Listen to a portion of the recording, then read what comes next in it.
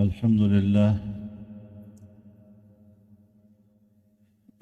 لله وكفى وسلام على عباده الذين اصطفى لا سيما على سيد الرسل وخاتم الأنبياء وعلى آله وصحبه ومن بهديه مهتدى. أما بعد فأعوذ بالله من الشيطان الرجيم. بسم الله الرحمن الرحيم. وما محمد إلا رسول قد خلت من قبله الرسل أفإن مات أو قتل انقلبتم على أعقابكم ومن ينقلب على عقبيه فلن يضر الله شيئا وسيجزي الله الشاكرين. صدق الله العظيم.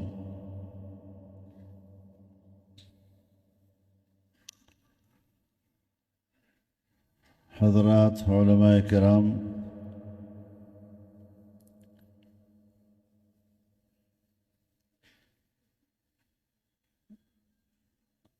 حضرت الشیخ الحافظ ذوالفقار نقشبندی رحمہ اللہ کے خلفاء، متوسلین، متعلقین اور اس معہد الفقیر کے ساتھ وابستہ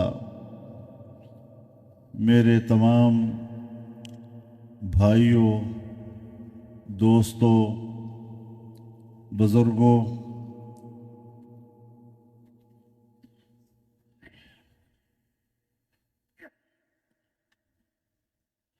حضرت رحمہ اللہ کے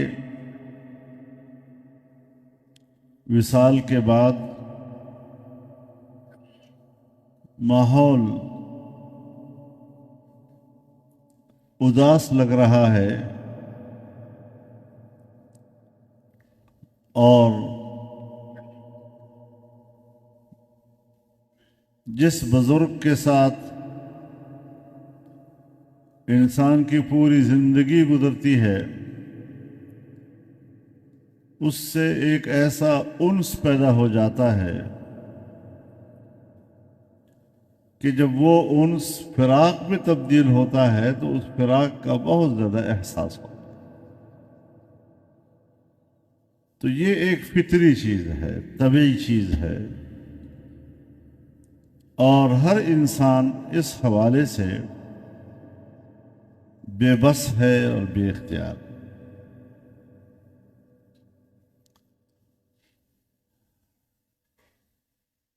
حضرت نے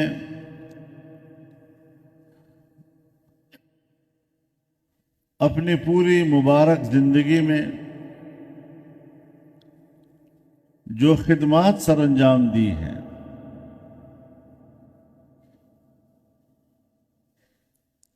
ایمان اور حسن عمل کی جو روشنی پھیلائی ہے،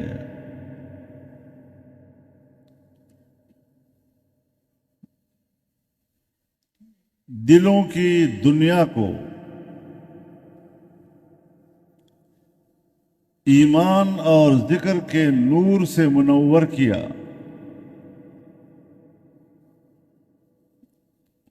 اور یہ روشنی پوری دنیا میں پھیلائی،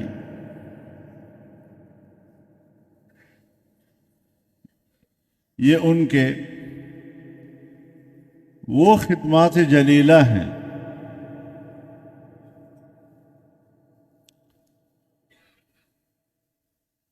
کہ ہمیں اللہ پر ایمان ہے اور ہمارا حسن ظن یہ کہتا ہے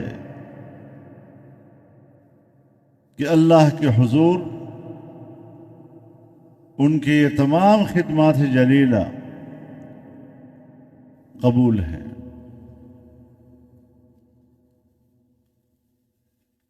اور میزان حسنات کے ثقل کا باعث ہیں، اور انشاءاللہ آخرت میں عیشت راضیہ کا ذریعہ ہے۔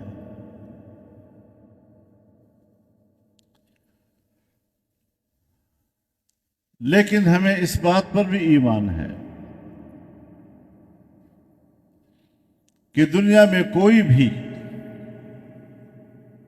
ہمیشہ ہمیشہ رہنے کے لیے نہیں آیا کرتا۔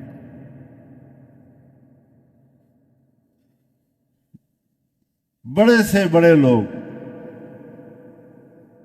یہاں تک کہ انبیاء کرام جو اللہ کے سب سے زیادہ مقرب بندے ہیں علی نبینا وعلیہم السلام، وہ بھی دنیا میں آتے ہیں اور کچھ عرصے کے بعد وصال کر جاتے ہیں۔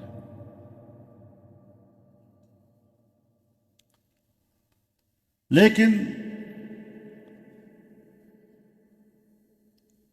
ایسے لوگوں کی جو زندگی ہوتی ہے اس کا ایک نصب العین ہوتا ہے۔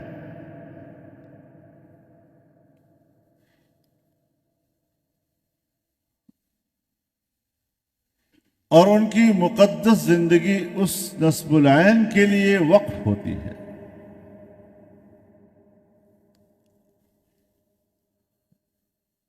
زندگی بھر وہ اس نصب العین کے لیے کام کرتے ہیں، محنت کرتے ہیں،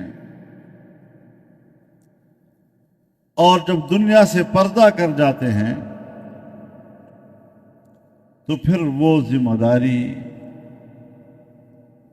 زندہ لوگوں پہ آ جاتی ہے۔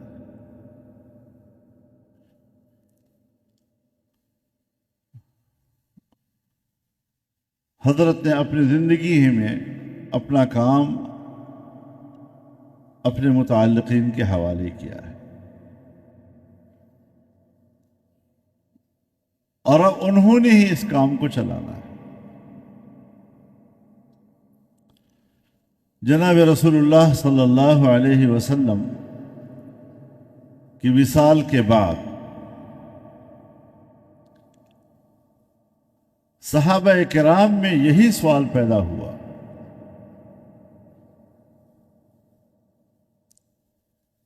کہ اللہ رب العزت نے جو فرمایا کنتم خیر امت اخرجت للناس،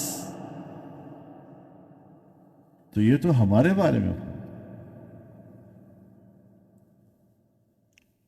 اور پھر سب نکلے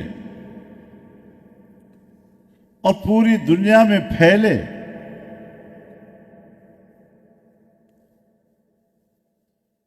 چاہے دعوت کے ذریعے سے،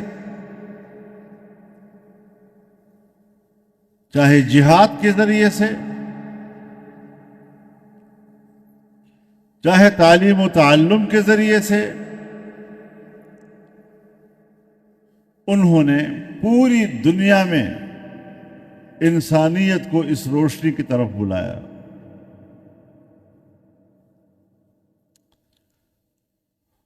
اور ہمارے بزرگ فرمایا کرتے تھے کہ جہاں جہاں تک صحابہ کرام پہنچے ہیں، آج بھی عالم اسلام اسی کا نام۔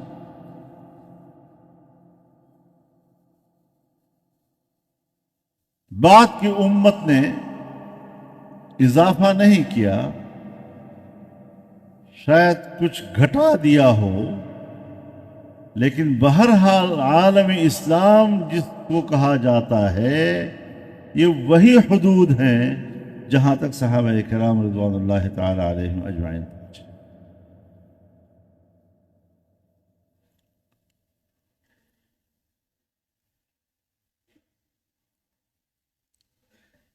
اب یہی چیز ہمارے لیے ایک درد ہے کہ ہمیں اپنے استاد نے، اپنے بزرگ نے، اپنے شیخ نے جو تعلیم دی ہے، ہم بھی ان کے بعد اب اس کام کو آگے پھیلائیں، دنیا میں اس نور کو پھیلائیں کہ آخرت میں یہی کام آنے والی چیز۔ دنیاوی رشتے یا تو آپ کو گھر سے خالی ہاتھ بھیجتے ہیں، اور اگر کوئی رشتہ دار متعلقین وہ جنازے پہ آ جاتے ہیں تو قبر میں حوالے کرنے کے بعد واپس آ جاتے ہیں۔ آگے جانے کے لیے کوئی تیار نہیں ہوتا، بیٹا بھی تیار نہیں ہوتا، بھائی بھی تیار نہیں ہوتا۔ لیکن یہی اعمال صالحہ ہیں کہ وہ وہاں بھی آپ کا ساتھ دیتے ہیں، یہی قرآن وہاں آپ کا ساتھ دیتا ہے، جناب رسول اللہ صلی اللہ علیہ وسلم کی تعلیمات وہاں آپ کا ساتھ دیتی ہیں، اور پورے صراط تک آپ کا ساتھ دیتی ہیں، میزان تک آپ کا ساتھ دیتی ہیں۔ تو پھر وہ چیز کیوں نہ اپنائی جائے، کیوں اس چیز کو سینے سے نہ لگایا جائے، کیوں وہ زندگی نہ بنائی جائے کہ جس زندگی پر موت نہیں آتا۔ وہ زندگی قبر میں بھی ہے، اور وہ زندگی آخرت میں بھی ہے، اور وہ جنت تک لے جاتی ہے۔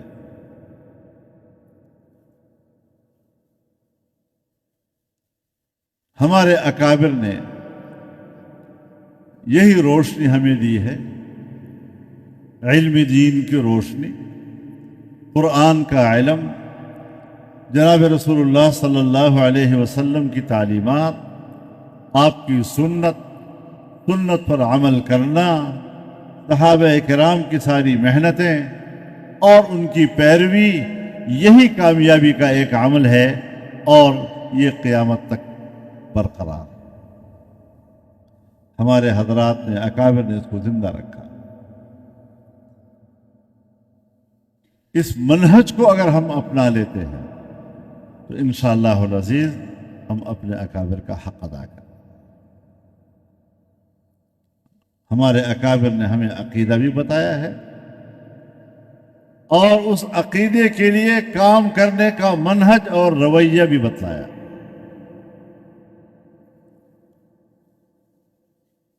تو ایک علم ہے اور ایک حکمت ہے۔ قرآن کریم الکتاب والحکمہ دو لفظ استعمال کرتا،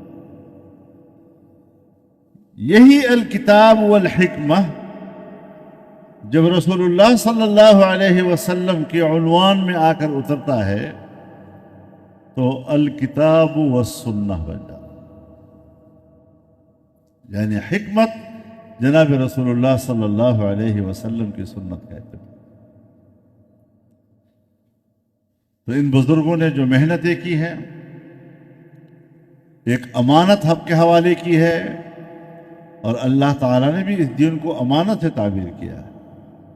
إِنَّا عَرَضْنَا الْأَمَانَةَ عَلَى السَّمَاوَاتِ وَالْأَرْضِ وَالْجِبَالِ فَأَبَيْنَ أَن يَحْمِلْنَهَا وَأَشْفَقْنَ مِنْهَا وَحَمَلَهَا الْإِنسَانُ إِنَّهُ كَانَ ظَلُومًا جَهُولًا۔ نہ تو آسمانوں نے اس امانت کو قبول کیا، نہ زمین نے، نہ پہاڑوں نے، کہ اتنا بھاری بھرکم امانت یہ ہمارے بس کی بات نہیں، اور انسان تیار ہو گیا اس کے لیے، اس کے تحمل کا فیصلہ کر لیا، کیونکہ انسان میں صلاحیت اور استعداد اللہ نے رکھی۔ إِنَّهُ كَانَ ظَلُومًا جَهُولًا۔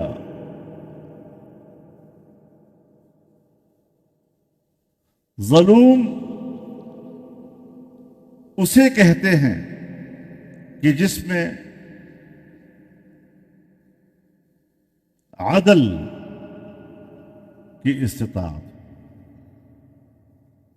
جہاں عدل کا استطاعت نہیں ہے وہ ظلم بھی نہیں کہلاتا۔ آسمانوں میں عدل کی استطاعت نہیں، کسی نے کہا ہے جاہل آسمان. پہاڑوں میں نہیں ہے، کسی نے کہا ہے جاہل پہاڑ.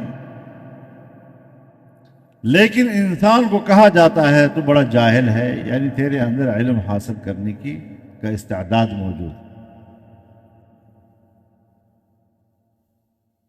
جہولا انسان کو کہا گیا کہ انسان ہی ہے کہ جس کے اندر علم کا استعداد موجود. تو ظاہر ہے کہ جب علم نہیں ہوگا اور عدل نہیں ہوگا تو برتن خالی ہوگا. تو خالی برتن کو برتن کے نام سے پکارا جاتا. پیالہ خالی ہے، یہ پیالہ لیجئے. گلاس خالی ہے، گلاس لیجئے. پلیٹ خالی ہے، پلیٹ لیجئے. دیگ خالی ہے، دیگ لیجئے. لیکن جب وہ جس چیز سے بھر جائے پھر وہ ظرف مظروف کے نام سے پکارا جاتا. یہ چائے لیجئے، یہ شربت لیجئے، یہ سالن لیجئے، یہ چاول لیجئے. تو انسان جب خالی ہے تو پھر ظلوم ہے، خالی برتن ہے تو پھر جہول ہے. لیکن ان کے اندر استعداد موجود ہے علم حاصل کرنے کی، عدل برپا کرنے کی. اس کے لیے پھر محنت اور جدوجہد کرنی پڑتی ہے. یہ کسبی چیزیں ہیں. انبیاء کے لیے تو وہ بھی ہے، لیکن امت کے لیے یہ کسبی چیزیں ہیں. تو یہ امانت دیانت چاہتا ہے، حفاظت چاہتا ہے، اور اب وہ ذمہ داری آپ کے اور ہمارے اوپر آتی ہے. اللہ تعالی ہمیں ان ذمہ داریوں سے عہدہ برا ہونے کی توفیق عطا فرمائے، اور اس کے لیے اللہ ہمیں اخلاص اور للہیت نصیب فرمائے. اللہ تعالی نمائش سے ہمیں محفوظ فرمائے. دنیا کے کمانے کا ذریعہ خدا نہ کرے کہ دین کا کام بن جائے تو پھر اللہ کے ہاں قبول بھی ہے اور اس کی برکات بھی دنیا کو نظر آ رہی ہوتی ہے. اللہ تعالیٰ ہم سب کو توفیق دے. وآخر دعوانا ان الحمد للہ رب العالمین.